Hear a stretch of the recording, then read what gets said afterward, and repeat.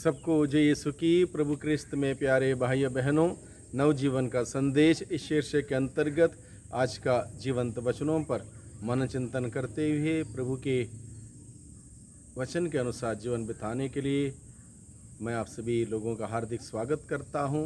यीशु Bulara YouTube channel के माध्यम से आप लोगों के लिए ये प्रभु का वचन और उसकी व्याख्या उपलब्ध रहेगी।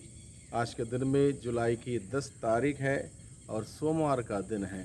आज के दिन में विशेष रूप से प्रभु अपने वचनों के द्वारा हमारे सामने विश्वास की महत्वता को हमारे सामने रखता है। विश्वास क्या है, क्यों करना है, विश्वास करने से क्या होता है, क्या हम हासिल कर सकते हैं, ये सारी बातें आज के सुसमाचार में से दो अलग अलग लोगों के विश्वास के उदाहरण के द्वारा हमारे सम्मुख रखा गया है।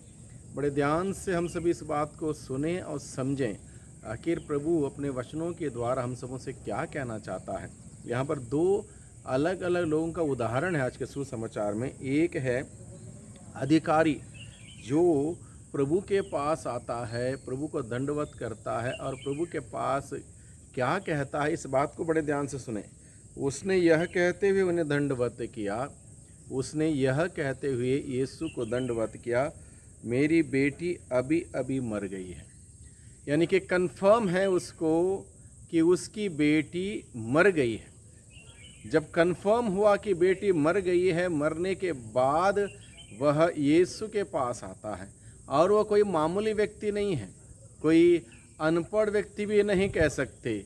वो जानकार व्यक्ति है, अधिकार रखने वाला व्यक्ति है, बड़ा व्यक्ति है और उसको पक्का पता है मरने का तात्पर्य क्या है, जिंदा रहने का तात्पर्य क्या है, उसको पता है। अब उसको ये बात कंफर्म हुई कि उसकी बेटी मर चुकी है। मरने के बाद जब उसकी बेटी मर गई है, उसके बाद वो यीशु के पास आकर यीशु को दंडवत करता है, यानी को यीशु को प्रणाम करता है, यीशु को अपना मुक्तिदाता के रूप में स्वीकार करता है। यीशु में अपना विश्वास इस दंडवत के साथ प्रकट करता है और उसके बाद अपना निवेदन प्रभु के सामने क्या प्रस्तुत करता है। वो कहता है, मेरी बेटी अभी अभी मर गई है, मेरी बेटी अभी अभी मर गई है, आइए और उस पर हाथ रखिए। किस पर हाथ रखना है? उसकी मरी हुई बेटी के लाश पर हाथ रखने का निवेदन। और क्यों लाश पर हाथ क्यों रखना है? इस व्यक्ति के अंदर विश्वास यह है कि यीशु अगर मरी हुई उसकी बेटी के लाश पर हाथ रखेंगे, यीशु जो जीवन है, जीवन का स्रोत है, यीशु के द्वारा जीवन का संचार होता है, यीशु के द्वारा, यीशु के हाथों के द्वारा जीवन का संचार उसकी बेटी के मरी हुई लाश तक पहुंचेगा और उसकी बेटी की लाश जो निर्जीव है, उसमें जीव आएगा, जीवन आएगा, जान आएगी। और ये भरोसा है उस व्यक्ति का, ये विश्वास है उस व्यक्ति का। इस विश्वास के साथ यह व्यक्ति प्रभु यीशु के पास आता है और कहता है, मेरी बेटी मर गई है, अभी अभी मर गई है, आइए और आप उस पर अपना हाथ रखिए। उसने ये नहीं कहा कि कुछ कीजिए, क्या पता वो सही हो जाए, क्या पता जीवित हो जाए, क्या पता जिंदा हो जाए, क्या पता दोबारा कुछ सालों तक जीने के लिए लायक बन जाए, क्या पता क्या बंधन खुल जाए। ऐसा कोई पॉसिबिलिटीज वो नहीं बताता है। दृढ़ विश्वास प्रकट करते हुए कहता है, प्रभु आइए और उस पर हाथ रखिए। उसके बाद क्या घोषणा करता है? उसकी घोषणा क्या है? और वह जी जाएगी। आप आइए, उस बेटी पर, उसके लाश पर हाथ रखिए और वह जी जाएगी। शी विल लिव, वो जी जाएगी। ये विश्वास उसने प्रकट किया कि यीशु आएंगे, यीशु हाथ रखेंगे और उसकी बेटी जो अभी अभी मर गई है वो जिंदा हो जाएगी। एक विश्वास, यह विश्वास बहुत ही अनोखा विश्वास। अब तक कोई ऐसा कोई उदाहरण या ऐसा कोई घटना उसने नहीं देखी है, इस व्यक्ति ने नहीं देखी है।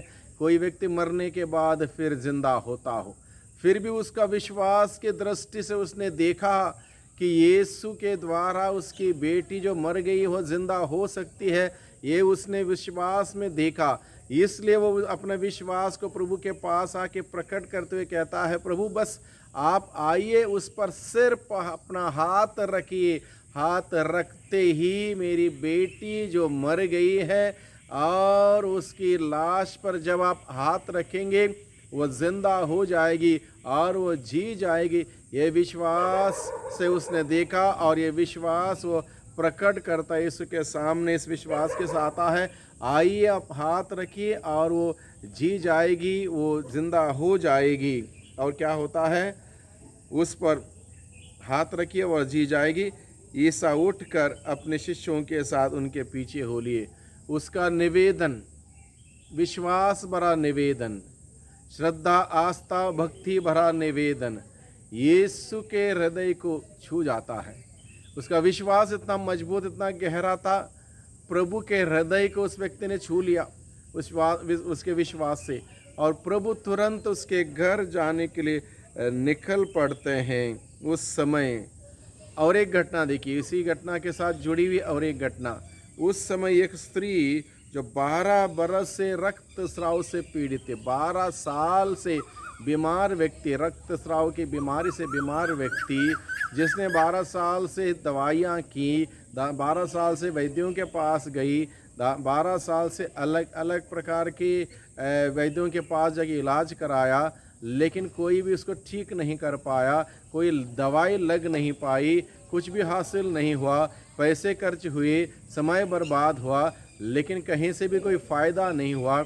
यह स्त्री अब जब सारे दरवाजे उसके लिए बंद हो गए, कहीं से भी कोई राहत नहीं मिली, कोई उम्मीद का किरण जागने वाला नहीं लग रहा था, ये स्त्री अब क्या मनी मन क्या तय कर लेती है, वो तय करती है, यदि मैं लास्ट ऑप्शन के रूप में, लास्ट चांस के रूप में, यदि मैं ईसा के कपड़े का पल्ला भर भी छूने पाऊंगी तो मैं ठीक हो जाऊंगी, चंगी हो जाऊंगी।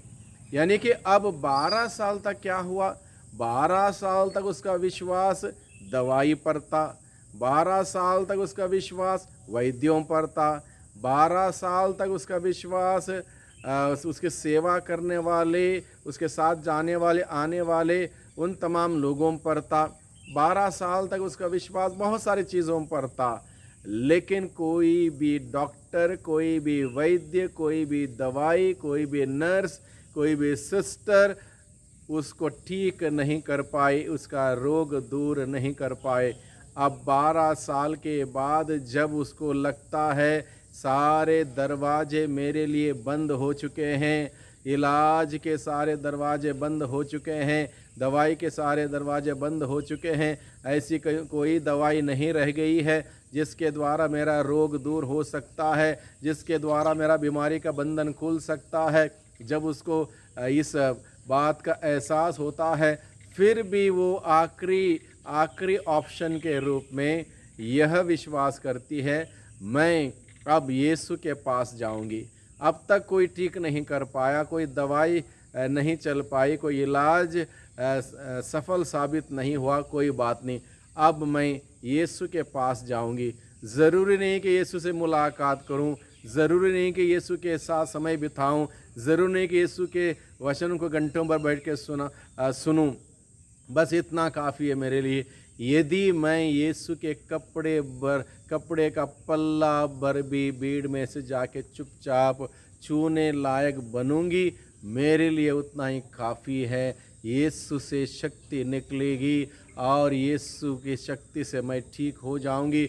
एक दृढ़ विश्वास, दृढ़ भरोसा, दृढ़ आस्था इस स्त्री के पास था, इसलिए वो यीशु के पास आती है। उस भीड़ को चीरते हुए यीशु के कपड़े का पल्ला बड़े विश्वास से छू लेती है। यह पल्ले को छूने का तात्पर्य ये हुआ, उस स्त्री ने बड़े विश्वास से प्रभु यीशु के दिल को छू लिया, प्रभु के हृदय को छू लिया।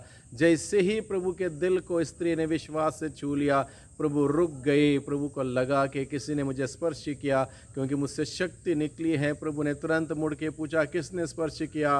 और वहाँ पर पता चलता है कि इस स्त्री ने स्पर्श किया। यह डरती कांपती हुई आगे आती है, सारा हाल बता देती है कि उसने क्यों और कैसे स्पर्श किया। प्रभु उसको उसी वक्त आशीष देते हुए कहता है, तुम्हारे विश्वास ने तुम्हारा उद्धार किया है, तुम्हारे विश्वास ने तुम्हारा उद्धार किया है।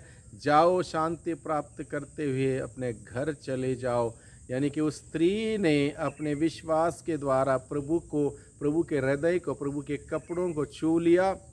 उसका नतीजा यह हुआ, उसी वक्त उसी क्षण इस स्त्री की बीमारी दूर हुई, जो 12 साल से नहीं हुई थी, अब ठीक हुई। अब इस बात का वो एहसास करती है, सबके सामने इस बात को मानती है, स्वीकार करती है कि प्रभु ने कैसे उसको स्पर्श किया और उसको चंगाई मिली, कैसे उसने प्रभु के कपड़े को स्पर्श किया, उसको चंगाई मिली।